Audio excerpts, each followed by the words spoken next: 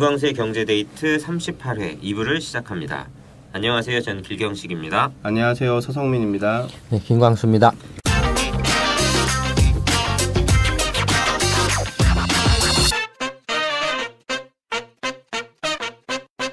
네, 오늘 2부에서는 어떤 얘기부터 하나요?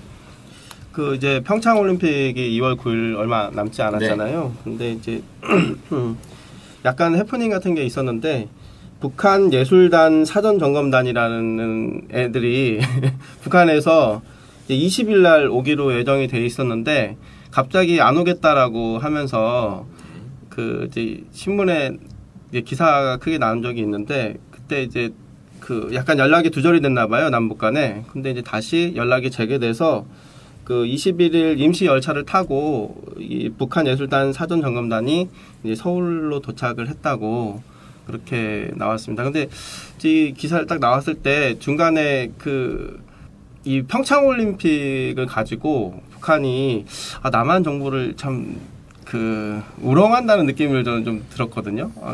칼자루를 자기들이 쥐고 있으니까 말 잘 들어라 뭐 이런 식으로. 그거 저기 지금 이제 남북 대화 관련해서 지금 서로 어떻게 지금 현재 추진되고 있나요? 진행되고 있나요? 일단 평창 올림픽 관련해서 이제 남북 합의된 건 뭔가요?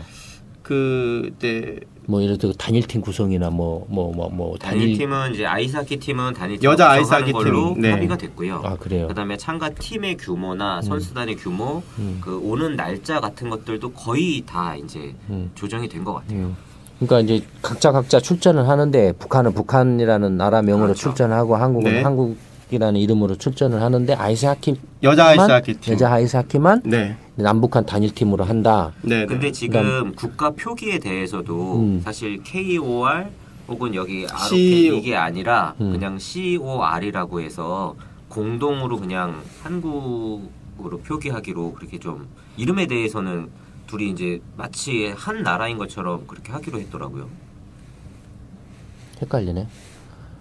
그러니까 이게 딱 아직 결정된 상황이 아닌 것 같아요. 그게 지금 국가 표기명도 이렇게 합의를 한 건가요? 아니면 말만 나오고 있나요? 언론에서는 일단 이렇게 하기로 했다라고 이야기 나오고 있는데 공식적으로 딱 발표된 건 아직 아닌 것 같아요. 그래요. 근데 왜 예를 들어서 이제 뭐 그렇게 해야만 할 이유나 어떤 정치적인 그런 것들이 있나요?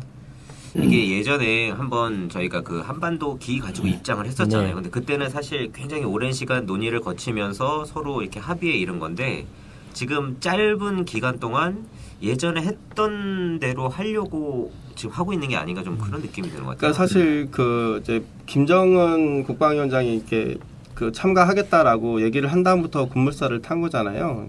그러니까 거의 2주가 이제 조금 더 지난 상황인데 너무 좀 무리하게 추진한 게 아닌가. 지금 이야기는 그냥 올림픽 참가 이야기만 하는 건가요? 아니면은 이제 근데 남북 간에 이제 북핵 문제와 관련해서 물밑 어떤 교섭이나 협상이나 이런 것들도 진행되고 진행될 것으로 보이는데. 진행되고 있다는 공식적인 발표는 아직 없는 일단 거죠. 평창 올림픽 관련된 올림픽만 이야기를 하고 있는 건가요? 네. 여기에 대해서 예를 들어서 아이스하키팀 단일팀 구성이라든지 공동 국가명 표기라든지 그러면은 국가명이 공동이면 태극기나 인공기는 어떻게 되나요?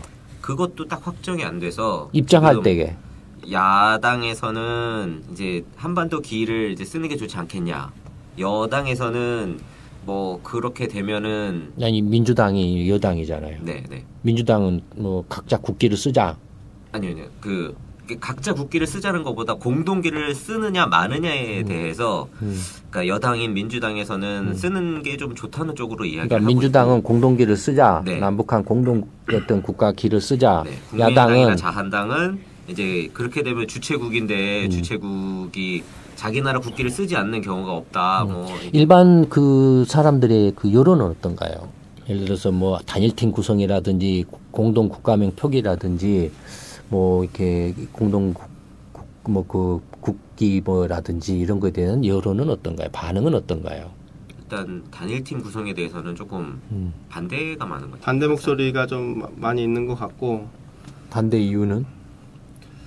그 예년에 이제 우리 어렸을 때 현정화나 뭐 이런 북한 탁구 단일팀 한 적이 있었잖아요. 그때랑은 지금 분위기가 되게 완연히 다른다고 느끼는 게 너무 이제 급작스럽고 그리고 이제 불과 작년만 해도 북핵이기 때문에 굉장히 그 남북 전쟁 긴장 고조가 굉장히 강했잖아요.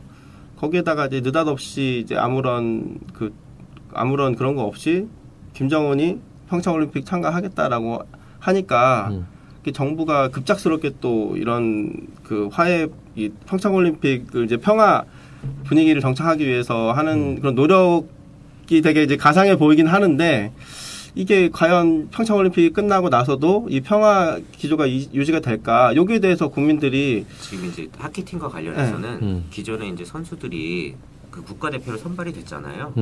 근데 단일팀을 하게 되면 선발된 선수 중에 일부는 제외될 수도 있고 그렇겠죠. 시합을 뛰게 되면 엔트리라는 게 있는데 엔트리에서 또 당연히 들어가야 될 선수들이 제외될 수도 있고 또 남한 선수하고 북한 선수하고 경쟁력을 봤을 때 북한 선수들이 몇 명 잘하는 선수는 있는데 남한 선수들의 기량이 더 뛰어나다는 거예요. 남한 측 얘기는. 근데 더 잘하는 선수를 빼고 북한 선수를 넣는다는 것도 이게 말이 안 된다라고 이야기를 하고 있는데 이제 정부에서는 또 이제 여기 약간 말실수가 있는 게 아이스하키 팀이 사실 메달권도 아닌데 그렇게까지 해야 되냐라고 이야기를 한 게 막 또 소금 뿌렸네. 네, 근데 이제 그게 이낙연 국무총리가 얘기를 해가지고 좀 약간 문제가 더 커졌던 것 같아요. 일단 이제 저번에도 한번 이야기를 이렇게 한 적이 있잖아요. 북핵 문제로 해서 이제 그 갈등이나 어떤 전쟁 설이 그냥 난무를 하는 상황이잖아요. 네. 상황이었잖아요. 그래서 당연히 이제 어떤 식으로든지 간에 이게 문재인 정부가 됐든 개똥이 정부가 됐든 어떤 정부가 됐든 간에 어떤 식으로든지 간에 어떤 그 전쟁설이나 어떤 그 북핵 긴장을 이렇게 완화시키는 노력은 당연히 해야 되죠. 그렇죠. 평화 모드를 조성하고 당연히 노력을 해야 되고 그런 차원에서 근데 이제 이런 평창 올림픽 같은 경우가 이른바 그런 문제들을 좀 이렇게 평화 모드라 할까 좀 대화의 어떤 그 길을 틀 수 있는 그런 어떤 계기로 삼을 수는 있죠. 또 그게 또 어떻게 보면은 그 자연스러운 그런 게 인위적으로 이렇게 하는 것보다는 그렇게 해서 서로 간에 구실을 만들어 주는 것도 필요하죠, 사실은. 그러니까 필요한데 전체적으로 지금 두 분이 이제 이야기하는 걸 들어보면 느낌이 그러니까 예전에 했던 방식을 그대로 답습을 하고 있는 거죠. 그렇죠. 또 이번에 어떤 얘기까지 있었냐면 그때 금강산에 가서 전야제 같은 걸 하자 이런 얘기도 있어가지고 평창 주민들이 또 되게 반발을 하는 것도 있었거든요. 누가 이야기를 했나요? 그런 기사가 나가지고 이게 도대체 평창 올림픽이냐? 그러니까 그게 북한에서 주장한 거예요. 남한에서 나온 얘기입니다. 우리나라 그러면 이렇게 문재인 정부 쪽에서나 민주당 쪽에서 한 이야기예요. 아니면은 그냥 그 언론이나 어떤 누군가 각 질러대 가지고 떠든 걸 기사로 하는 거의 루머. 거의 루머가 이제 기사가 됐는데 이제 거기에 대해서 이제 발끈한 그런 목소리가 이제 기사가 된 거죠. 그러면 그건 굳이 여기서 이야기할 필요가 없어요. 근데 어쨌든 간에 그러니까 문재인 정부가 평창 올림픽을 북핵 사태를 좀 이렇게 진정시키는 하나의 돌파구로 삼는 것에 대해서는 크게 잘못했다라고 할 수는 없어요. 그렇죠. 오히려 적극적으로 할 수 있으면 활용을 하는 게 필요하죠. 필요하죠. 근데 지금 이야기를 들어보면 좀 생각을 하고 살았으면 좋겠어요. 생각을 하고 살았으면 좋겠어요. 그러니까 뭐냐 하면 방법론의 문제라고 생각을 해요. 나는 정말로 이렇게 한반도의 통일을 이렇게 원하는 이렇게 진보주의자야. 나는 또 이렇게 애국주의자야. 나는 또는 공산당 빨갱이를 싫어하는 친미주의자야. 어떤 식으로든 이렇게 어떤 입장이 있든 간에 예를 들어서 평창 올림픽을 북한의 북핵 문제를 이렇게 완화시키고 남북 간에 또는 북미 간의 대화의 어떤 계기로 만들기 위해서는 이렇게 어떻게 하면은 그걸 지금 현재 상황에서 자연스럽게 그런 어떤 분위기나 어떤 뭐랄까요, 대화들을 이렇게 만들어 갈 수 있을 것인가 조금만 생각을 해보는데, 생각할 때 내가 북한 전문가야. 내가 북한 잘 알아. 내가 통일에 대해서 잘 알아. 내가 무엇에 대해서 잘 알아. 예, 결국은 잘한다라는 게 자기의 어떤 좁은 이념이나 좁은 생각의 틀 속에 있는 그 짧은 지식이나 그런 거고, 어떤 걸 생각한다라고 했을 때는, 근데 올림픽은 어쨌든 간에 그 한국이 한국 국민들이 세금을 투입해 가지고 또 어쨌든 뭐 찬성했던 반대를 했던 노력을 해 가지고 유치를 해 왔고, 선수들은 선수들대로 그 올림픽 출전이 최대 그 스포츠 선수로서는 목표잖아요. 거의 평생의 목표죠. 목표고 그런 건데, 그러면 제일 먼저 평창 올림픽을 그런 남북 대화의 장으로 좀 활용한다라고 했을 때, 야, 그러면은 예를 들어서 단일팀을 구성한다라고 하면, 예전에는 뭐 20년 전, 전에는 그 당시에는 정말로 이렇게 여전히 그 세대된 상태였고, 남북 간의 어떤 이데올로기나 어떤 그 대결 구도나 이런 것들이 상당히 그 첨예한 상태였기 때문에, 북한에 대해서도 거의 사람들이 알지도 못하고 두려움을 갖고 있었고, 뭐 이런 상황이었기 때문에, 그때 상황하고 지금은 또 완전히 다르잖아요. 당연히 가장 이 평창 올림픽을 남북 대화나 북미 대화나 북핵 사태를 해결하는 데 있어서 좀 이렇게 그 외교 안보적으로 활용하는데 가장 최대 이해 당사자는 한국 국민이죠. 한국 국민이죠. 네, 한국 국민이죠. 네. 한국 국민들이 이런 식으로 평창 올림픽을 이용한다라고 했을 때 어떻게 반응을 하고 어떻게 생각을 할까를 가장 먼저 생각을 해야 되죠. 그렇죠. 생각을 전혀 안 했기 때문에 내가 그 남북 대화 창구를 이렇게 만들고 이걸 해서 이렇게 뭐 한반도기 만들고 단일팀 만들면 국민들이 옛날에 그랬으니까 옛날에 좋아했었죠. 좋아해. 지금 그렇게 하면 다 찬성하고 좋아할 거야. 자기 생각만 한 거예요. 또 이렇게 정부에서 인터뷰하는 내용들을 보면 어떤 국가가 하는 행사라든지 이런 일들은 큰 공익이고 국민들 하나하나가 이렇게 당하는 어떤 손해 같은 것들은 작은 거다라고 좀 보더라고요. 그러니까 그게 이제 이른바 그 빠돌이들의 아주 치명적인 반민주주의적인 발상들이에요. 그러니까 국가주의예요. 그죠. 일종의 그런 느낌이 나서. 근데 대표적인 국가주의를 내세운 나라들이 그 체제나 시스템이 뭔지 아세요? 공산주의예요. 그다음에 나치주의. 다 국가주의예요. 독재들이에요. 근데 궁극적으로 이 국가라는 건 뭡니까? 국민들이 개인들의 수단에 불과해요. 그쵸? 그냥 한 형식에 불과해요. 핵심은 국민이에요. 그 안에 사는 국민들이에요. 그러니까 근데 이 형식이고 틀에 불과한 그 국가라는 것에 실제 핵심이고 주체인 국민들이 희생을 해야 된다. 이것만큼 반민주적인 발상과 행태가 어디가 있습니까? 근데 되게 이런 국가주의 성향이 강한 게 빠돌이들이에요. 의외로 빠돌이들이에요. 이 수국 세력들은 챙겨먹는데 정신이 없어서 빼돌리고 챙겨먹는데 정신이 없어서 국가가 망하든 어쨌든 관계없이 그냥 빼먹는데 지들끼리 해먹는데 그 기회주의가 그게 다른 모습이죠. 그렇잖아요. 실제로. 그렇잖아요. 그러니까 이게 완전히 지 멋대로예요. 선거할 때는 유권자 국민이 최고입니다 하고 떠들어 놓고 선거 딱 끝나고 나면 이제 국가를 위해서 희생하고 봉사를 해라 이런 식으로 나온다 이거예요. 그래서 이번에 이제 페이스북도 보면 이 남북 단일팀과 관련해 가지고 평소에 이제 되게 민주당 정부를 지지하는 페이북에 이제 제 지인도 사람이 먼저다 이렇게 딱 하면서 이게 사람이 먼저, 하키 선수인 그 사람이 먼저지 왜 이 남북 단일 때문에 이 희생을 당해야 되느냐 여기에 대해서 되게 반발하는 글들을 꽤 여러 개 봤거든요.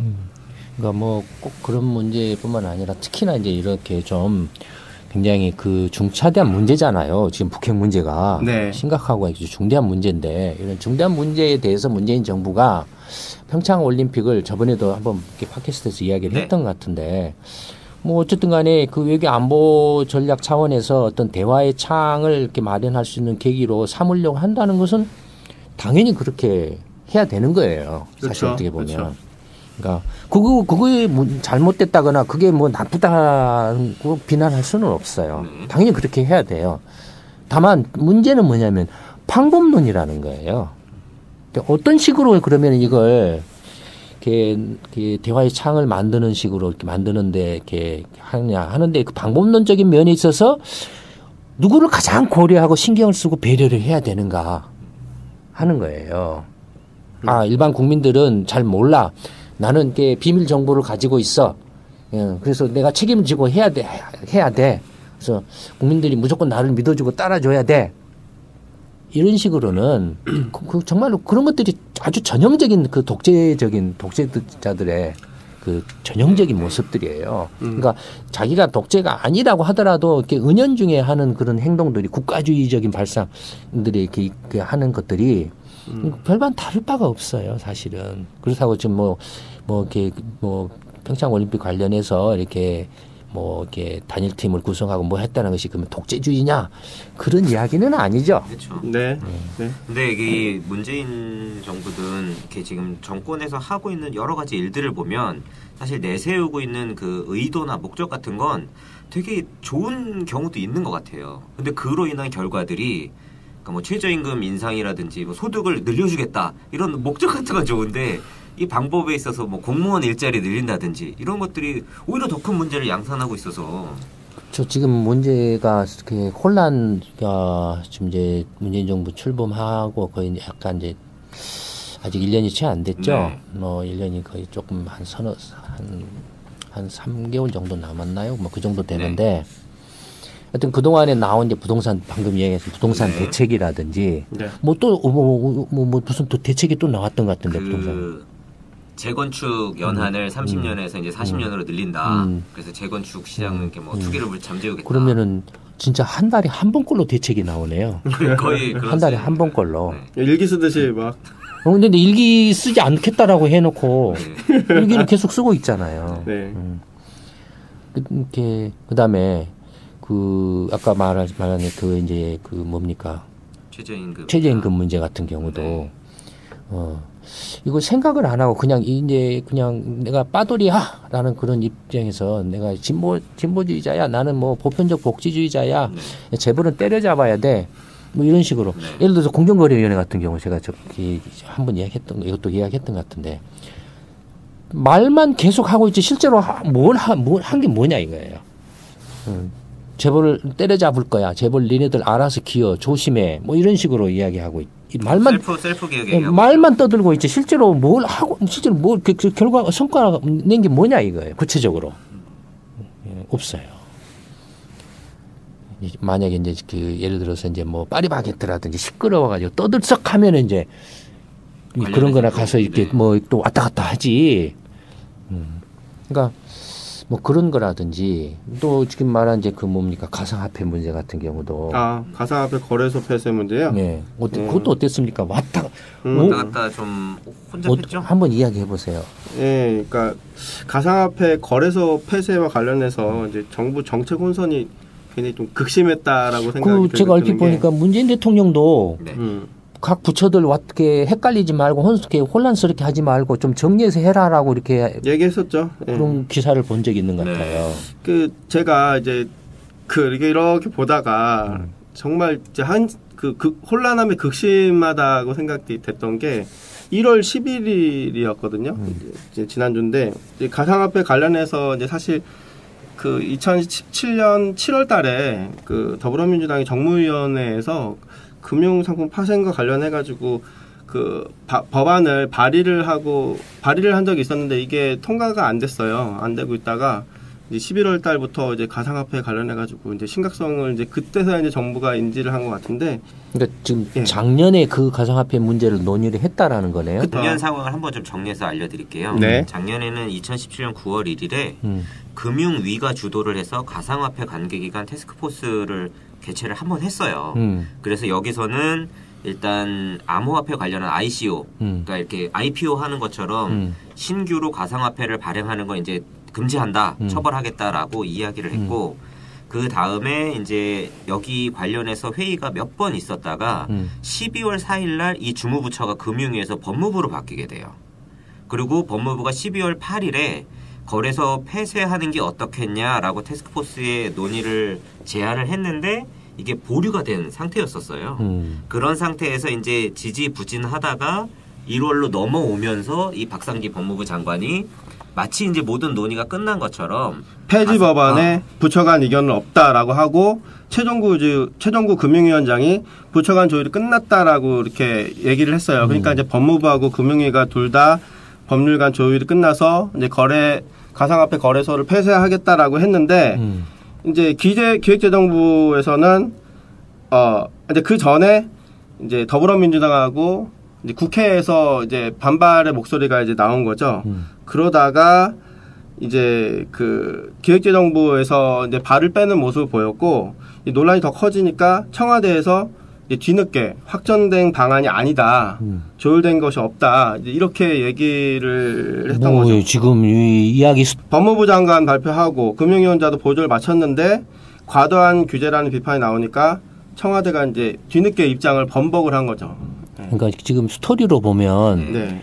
작년에 그 9월 달에 금융위원회가 주도해서 이렇게 쭉 이야기를 해와가지고 부처 간에 서로 이제 협의를 해가지고 합의가 일어났으니까 이제 그 부처 간의 그 태스크포스를 이제 금융위에서 법무부가 주도하는 걸로 바뀌었잖아요. 네. 그건 바뀌었다라는 건 뭘 의미하냐면 이제 이거 폐지하고 처벌하자. 그렇죠. 실질적으로 이제 라는 식으로 말이 네. 이제 네. 서로 정리가 됐다라는 거 아니에요. 그렇죠. 그러니까 네. 금융위가 이건 금융거래인데 이건 도박이야. 그러면 이건 이제 형사처벌하는 걸로 하자. 그러면 이제 주무부처를 법무부로 바꾸자 뭐 이런 스토리였을 것 같아요. 그렇죠. 사실 모양으로 보면. 이게 이야기가 결정이 안 됐는데 금융 전문가가 아닌 법무부가 태스크포스의 주무부처가 된다라는 게 말이 안 되죠. 그렇죠. 네. 그러니까 지금 스토리로 보면 그런 이제 그 느낌이에요. 그래서 법무부 장관이 그렇죠. 이제 가상화폐 네. 거래소를 이제 없애겠다라고 이건 도박이다라고 이렇게 했고 그렇게 했는데 이제 막 벌떼같이 일어났다라는 거. 네가 뭔데 이렇게 나 돈 버는 걸 막어 뭐 이렇게 그래서 했다라는 한번 거죠. 어떤 이제 투자자는 헌법소원을 낸 거죠. 자기 재산권을 침해받았다. 그러니까 이제 우르르 달려들어서 다 한마디씩 했다라는 거 아니에요. 그 뒤에 네, 각 그렇죠. 부처 장관들이 네. 뭐 예를 국회의원들도 들어서 이제 한마디도 하고. 금융위원장도 한마디 하고 금융위원장은 이제 둘이 이제 같이 우리는 같이 둘 다 폐쇄한다. 금융위는 폐쇄한다. 한다. 네. 그러니까 하고 그다음에 뭐 기재부 장관도 네, 이제 김건희 씨 같은 경우 아직 확정된 건 없다. 뭐 이렇게 근데 한마디 하고 또 국무총리도 한마디 하고 공정거래위원장도 한마디 하고 네. 청와대도 이제 이렇게 막 우르르 들고 일어나니까 이렇게 이렇게 뭐 이렇게 합의된 게 없다. 확정된 게 정리 좀 해라. 뭐 이렇게 정리해서 발표하겠다. 뭐 이런 소리도 했던 것 같고. 네. 그래도 또 시끄럽고 막 또 이렇게 뒤에 뭐 이런저런 소리가 계속 부처에서 나오니까 문 대통령이 야 지금 우리 그 좀 각 부처 이렇게 딴소리 각자 뭐 각 떠들지 말고 정리해서 이렇게 좀 이야기 좀 해라. 정책 혼선으로 보인다. 뭐 이런 식의 이야기도 했을 거 아니에요. 그러면 이건 네. 뭐냐면은 그 금융위하고 법무부에서 태스크포스 해가지고 이렇게 정리를 했는데 청와대하고 아니 조율이 있었을 거예요. 청와대하고도. 태스크포스 안에 지금 청와대나 기재부도 다 들어가 있어요. 예. 그러면 정치적인 부담감 때문에 뒤집은 게 아닌가. 예. 그 가능성 그거죠. 뭐. 네. 그러니까 문 대통령이 그렇게 말한 것도 뭐 그 말한 자체가 문 대통령이 왔다 갔다 한 말이 되는 거죠. 통제가 안 되고 있다는 걸 어떻게 보면 그러니까 이제 면피를 하려고 하는 거죠. 네. 근데 이제 반발한 사람들 댓글들 보면 6월에 보자 막 이런 글들이 굉장히 많이 왔었거든요. 그러니까 어쨌든 이것도 가상화폐가 정말로 그 문제냐 아니냐 그런 논란을 떠나서 네. 이런 문제에 대해서 네. 조금 이렇게 전문적으로 치밀하게 네. 좀 이렇게 신중하고 이렇게 검토를 해서 그러면 이걸 예를 들어서 이제 한다라고 하면 어떻게 해야 되느냐. 그러니까 부동산 투기 딱 대체가 똑같아요 지금. 그렇죠. 뭐 하면 그거 금지. 바로 그 문재인 정권 출범하자마자 부동산 그 투기꾼들을 때려잡을 거야. 딱 전쟁 선포를 한 거예요. 네. 그래놓고 이제 계속 헛발질을 할까 그냥 한 달에 한 번씩 이제 일기 쓰듯이 이렇게 내는 거예요. 이번 가상화폐 거래소 폐쇄안도 진짜 일기 쓰듯이 계속 나왔거든요. 좀 그런 모습 같아요. 그런 모습 같아요. 그러니까 결국에는 이제 세금 실명제로 유도하고 불법적인 거 차단하고 세금을 내는 방식으로 뭐 그런 식으로 좀 정리해서 발표가 된 거예요. 나오고 있어요. 은행에 계속 은행 여기 그 가상 계좌하고 은행 거래 계좌를 연동을 해서 다 이제 은행하고 거래를 통해서만 이게 계좌도 발생하고 거래가 일어날 수 있게 실명화를 다 해라라고 했는데 은행에서 이제 아직 시스템이 안 돼 있다 그러면서 조금 이게 그러면 가상화폐는 그 익명성 아니에요? 그러니까 익명성은 사실 보장받기는 어려울 것 같아요. 미국이나 일본 같은 경우도 사실 은행하고 해서 본인 인증하지 않으면 거래할 수가 없게 돼 있거든요. 하여튼 그 나중에 이제 기회가 될 때 가상화폐에 대해서 한번 이야기를 할게요. 사람들이 되게 기대를 많이 하고 있는데 소장님이 어떤 말씀을 하실지. 왜냐하면 그 제가 미리서 이렇게 우리 연구소에서 이런저런 이야기를 하면 그걸로 정리돼 버릴 수가 있으니까 제가 이렇게 평생을 고생하면서 한 걸 맨입으로 맨입으로 이렇게 뭐 해줄 수는 없잖아요. 저희 가상화폐 관련된 논쟁을 보면 제가 예전에 이제 정책 아카데미를 통해서 배운 것도 그렇고 선생님이 항상 하신 말씀이 선택의 자유와 공정한 경쟁 그리고 자기 책임 그 정보 효율성 항상 강조를 하셨잖아요. 결국 투기냐 투자냐 이것도 결과적으로는 자기 책임의 자기 선택에 따른 자기 책임을 지는 건데 거기서 정부가 오히려 이런 식으로 얘기를 하면 이건 가상화폐하고 관계없이 도박하고 투기하고 투자하고 투기하고 어떻게 다를까요? 도박 공부를 해왔어요. 도박, 투기, 도박, 투기, 투자 어떻게 다를 것 같아요? 이게 사전적으로 제가 찾아봤더니 도박은 순전히 운에 맡기는 게 도박이더라고요. 투기는 어떤 특정한 기회를 틈타서 수익을 얻으려고 하는 게 투기고 투자는 사전적으로는 시간과 정성을 들여서 수익을 내려고 하는 걸 투자라고 해놨더라고요. 그 다 엉터리예요. 다 엉터리예요. 어떻게 생각? 도박, 투기, 투자 어떻게 달라요?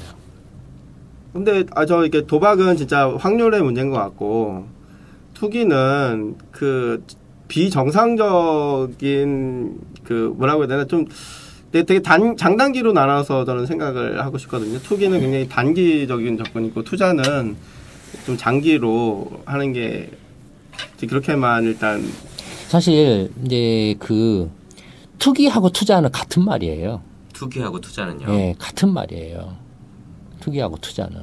도박하고 투기하고는 다른 건가요? 그렇죠. 도박하고 투기는 다르죠. 어떻게 다른가요? 이제 경제학 교과서에서 설명하는 바에 의하면 이제 그 세상은 불확실하잖아요. 그렇죠. 투기든 투자든 불확실한 상태에서 뭔가 이득을 얻으려고 이렇게 자기 이렇게 본전을 이렇게 던지는 거예요. 어디다 거는 거예요. 거는데 이제 거는 그 행태가 달라요. 투자하고 투기하고요? 아니 먼저 이렇게 도박하고 투기하고 간에는 경계선이 있어요. 어떤 경계선이 있냐면 조금 전문적인 그 용어이긴 한데 도박은 리스크 러버예요. 리스크 선호자, 위험 선호자고 투기는 리스크 어버터, 위험 회피자예요. 그러니까 그러면 위험 선호자하고 위험 회피자가 어떻게 다릅니까? 라고 하면 위험 선호자는 내가 100원을 넣었는데 그 100원을 이렇게 걸었는데 투자를 그러니까 행위 그 뭔가 거는 행위를 투자라고 하면 100원을 걸었는데 이게 그 기대 그 수익이 50원밖에 안 돼요. 그래도 투자를 하면 그러니까 예를 들어서 그 100원을 걸었는데 동전 앞이 예를 들어 동전 뭐랄까? 그건 50%니까. 50%가 안 되고. 30%인 어떤 수익에. 네, 그러니까 100원을 걸었는데 적어도 상식적이라면 100원 이하로 떨어지는 기대 수익은 손해가 나잖아요. 그쵸. 정말로 이제 아주 극도로 적은 확률로 100원을 넘어가는 이익이 좀 나는 경우는 있겠죠.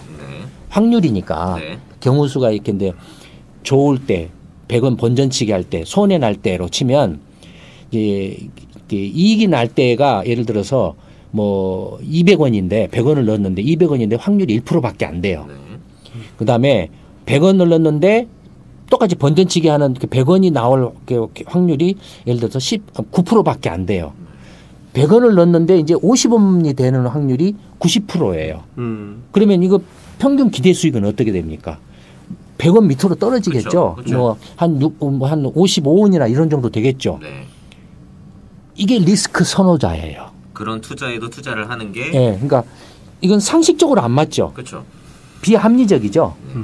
그러니까 비합리적이에요. 이 도박은 비합리적이에요. 그러니까 네. 자기가 투자한 적어도 상식적으로 합리적으로 생각했을 때 자기가 투자한 액수 이하의 기대 수익을 선택을 하는 거예요. 이런 것들을. 네.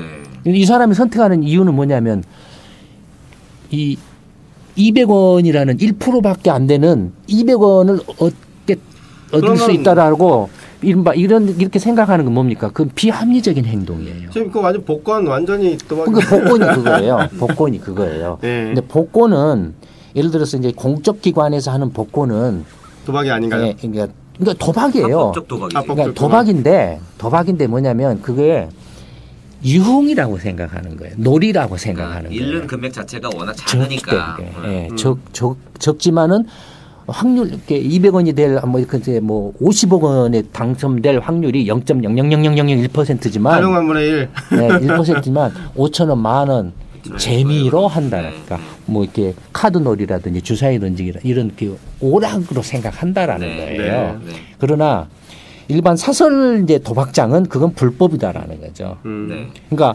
도박이 뭔가 하는 거 좀 이해됐습니까? 네. 그럼 투기는 이제 뭐 도박하고 어떻게 다르냐? 투기는 똑같이 이제 확률이에요. 이게 확률인데 투기는 뭐냐면 적어도 내가 100원을 걸었을 때 100원을 걸었을 때 그 위험의 크기에 비례해서 기대 수익도 높아져야 돼요. 내가 조금 이렇게 안전한 근데 채권 같은 위험이 없는 것에 투자를 하면은 적어도 내가 얻을 수 있는 기대 수익은 그게 제일로 적어요. 위험은 하나도 부담을 안 하니까.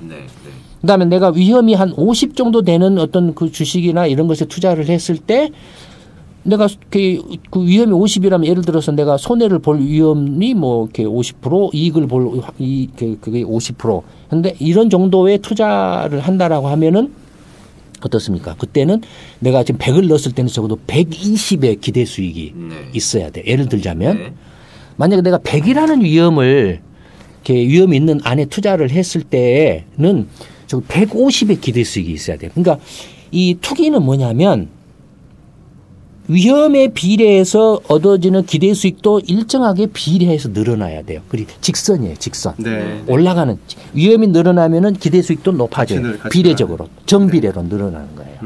정비례로. 그러니까 일정한 그 비율로 늘어나는 직선 관계, 위험하고 그 기대 수익. 그러니까 이건 뭡니까? 합리적이죠. 그렇죠. 상식적이죠. 당연히죠. 네. 100원을 넣었는데 100원 이하로 떨어지면 절대 이건 투자를 안 해요. 그러니까 투기는 위험한 상태에서 불확실한 상태에서 이렇게 투자를 하는 행위를 통칭해서 투기라고 하는데 그래서 경제학 교과서에서는 뭐라고 하냐면 이런 투기를 rational speculator라고 불러요. 그러니까 rational speculator, 그러니까 합리적 투기자라고 불러요. 합리적이라고 하는 거예요. 네. 도박은 irrational, 비합리적 speculator가 되는 거죠. 그렇죠. 그럼 선생님 투자자는요? 투자는 그냥 그게 자기가 원금을 뭔가에 걸어서 뭔가 이렇게 그 결과 이득이 됐든 손해가 됐든 뭐 결과를 얻으려고 하는 행위를 말해요. 행위 자체를. 그러니까 무슨 장이 구별이 됩니까? 네. 예. 그러니까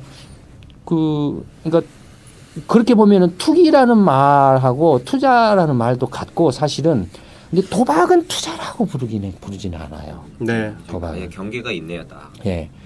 대신에 투기는 아까 말했던 것처럼 irrational speculator, rational speculator. 근데 경제학에서 로터리 도박하고 투기는 그렇게 구별. 리스크 러버, 위험 선호자하고 투기자는 합리적인 행위를 하는 거예요. 도박은 비합리적인 행위를 하는 거예요. 그러니까 레셔널 스페큘레이터는 앞에 레셔널이라는 말을 그냥 스페큘레이터라는 말만 딱 쓰지를 않아요. 레셔널이라는 말을 써요. 경제학을 특히 금융이론을 이렇게 전공한 사람이라면 경제학 교과서나 어떤 논문이나 이런 걸 보면 그 레셔널 스페큘레이터라는 단어를 한두 번은 다 봤을 거예요. 네. 그런 의미를 이해를 한 사람과 못한 사람들의 간의 차이겠죠. 도박과 네. 투기로 구별을 못하는 것은. 네. 그리고 또 투자론에서 투자론 시작할 때 처음 설명이 그거예요. 리스크 러버, 리스크 오버터, 리스크 뉴트럴, 위험 중립적 이 세 가지예요. 그러니까 내가 100원을 넣으면은 확실한 돈 100원을 넣는데 기대 수익 100원을 하고 이렇게 같다라고 받아들이는 건 리스크 뉴트럴이라고 하죠. 네. 위험 중립적이라고 하죠. 사실 실제에서는 기대 수익은 사실 추정하는 게 그래도 어느 정도 가능한데 기대 수익률에 대해서 정확히 하는 게 어렵잖아요. 네. 그래서 이게 정말로 내가 가지고 투입한 원금보다 높아질지 혹은 원금보다 낮아질지 또 최근에는 어떤 신기술이라든지 이렇게 산업의 변화 속도가 워낙 빠르고 크다 보니까 예전에는 이게 비합리적인 것처럼 보이던 기대 수익률이 또 합리적인 경우도 있고. 그건 이제 항상 이게 투기, 합리적인 투기죠. 이 투자 행위는 위험과 수익 공간에서 이 평면 공간에서 이렇게 비례적으로 결정을 해요. 네. 그러니까 예를 들어서 아까 말씀드렸던 위험이 50인데 기대 수익이 120이 이게 합당한데 네. 위험이 50인데 이 50에 대해서 기대 수익이 120이 이제 그 선형 관계의 그 합당한 수준인데 만약에 140이었다라면 어떻게 돼요? 이때는 이제 시세 차익을 노리는 아비트라지라고 그래요. 그거 재정거래라고 그래요. 네. 재정거래가 일어나. 이건 그 투기가 아니에요. 그냥 위험 부담 없이 그냥 시세 차익을 따먹는 거예요. 근데 반대로 위험 부담이 50인데 그래서 120이 적정인데 네. 100이나 80 정도밖에 기대 수익이 안 되면은 이것은 탈락하는 그 손해를 보는 그렇죠. 게임이에요. 그러니까 이것은 리스크 러버에 해당해요. 뭐 이런 걸 선택하는 사람. 거기에 대해서 아비트라지가 일어나요. 네. 재정거래가 일어나서 그 위험 부담 없이 그 시세 차익을 따먹어서 결국에는 120으로 다 수렴이 된다라는 네. 거예요. 수렴으로 120으로 최종적으로는 시장이 효율적인 한에서는 정보가 모든 사람들한테 위험에 관한 정보, 수익에 관한 정보가 모든 사람들한테 쫙 전파가 되고 시장이 이렇게 효율적으로 작동하면은 다 일직선상에 놓이게 된다라는 거예요. 위험과 수익과의 관계에 있어서. 근데 이게 위험과 수익 공간이 시간에 따라서 변해요. 시간에 따라서 상황이 변하니까. 그렇죠. 그러니까 그래서 이제 그 일반 사람들이나 웬만한 또 전문가들이랑 해도 교과서에서 투자론이나 금융이론의 교과서에서 말하는 것과 시간에 따라서 이렇게 상황이 변하는 것은 산업이나 기업이 또는 경제가 변하는 거거든요. 네. 내가 금융 이론만 안다라고 그래서 그렇죠. 실제 적용하는 건 또 다른 전혀 이렇게 달라요. 그러니까 그런 것들이 시간이 변함에 따라서 이렇게 상황이 달라지기 때문에 위험 수익 간의 관계식도 계속 변해요. 변하죠. 그러니까 그래서 이제 그 전문가가 되기가 어렵다라는 거죠. 시간이 많이 지났는데 딱 한 가지 더 이제 질문을 드리고 싶은 부분이 김치 프리미엄이라는 이야기가 있어요. 그러니까 다른 나라보다 한국에서 비트코인의 가격이 뭐 적게는 20에서 40%까지 더 비싸게 거래가 되는데 그 이유는 한국에서 더 많은 사람들이 비트코인에 대해서 더 많은 가격을 지불할 용의가 있기 때문에 지금 이렇게 된 거거든요. 아파트 프리미엄은 뭔가요? 아파트 프리미엄은 들어가고 싶은 사람이 많은데 아파트 가격이 올라가는. 아파트 프리미엄이 뭐에 붙어요? 그래서 사람들이 그 아파트 프리미엄이 많이 늘어나서 뭐라고 말하나요? 거품. 미쳤다고 하죠. 그러니까 사실은 근데 이게 가상화폐 폐쇄와 관련된 걸 보면은 이렇게 정부가 문재인 정부가 그 시장과 이 시장이 비이성적이다. 거래자들이 좀 탐욕에 빠져 이런 식의 접근이 굉장히 좀 이념적으로 보고 있죠. 자기들이 진보주의자라는 뭐 운동권적 이념적 시각으로 보고 있죠. 그래서 갈팡질팡 그러니까 어떻게 해야 될지도 모르고 그래서 왔다 갔다 계속 혼란을 반복하고 있죠. 다음번에 관련해서 조금 더 자세한 이야기가 아마 가상화폐 나갈 이야기는 거니까요. 별도로 네, 그때 더 이야기 나누는 전부 이렇게 공식적으로 문재인 정부가 가상화폐에 대해서는 이렇게 대응을 하겠다라고 입장이 확실하게 드러나면 그때 이야기를 하죠. 그때 얘기하죠. 알겠습니다. 오늘 김광수의 경제데이트 38회 2부에서는 평창 올림픽이나 뭐 비트코인 여러 가지 이슈들과 관련해서 정부의 대응, 또 문제점 이런 것들에 대해서 이야기를 나눠보았고요. 다음번에 기회가 되는 때에 혹은 문정부가 비트코인과 관련해서 정책을 확정한 이후에 비트코인과 관련해서는 다시 한번 이야기를 나누기로 그렇게 이야기를 했습니다. 그렇게 김광수의 경제데이트 38회 2부는 여기서 마치도록 하겠습니다. 감사합니다. 네, 감사합니다.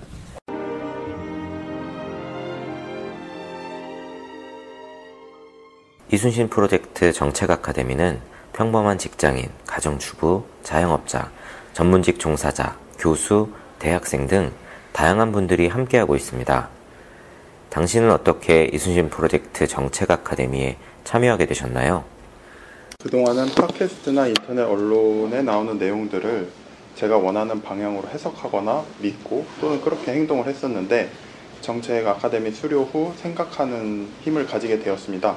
정말 무엇이 문제인가? 이것이 정말 문제인가? 또는 왜 이런 문제가 생겼을까? 어떻게 하면 이 문제를 해결할 수 있을지 이런 질문들을 끊임없이 제 자신에게 하게 되면서 어떤 문제나 현상에 대해 본질까지 깊게 고민하는 습관이 생겼습니다.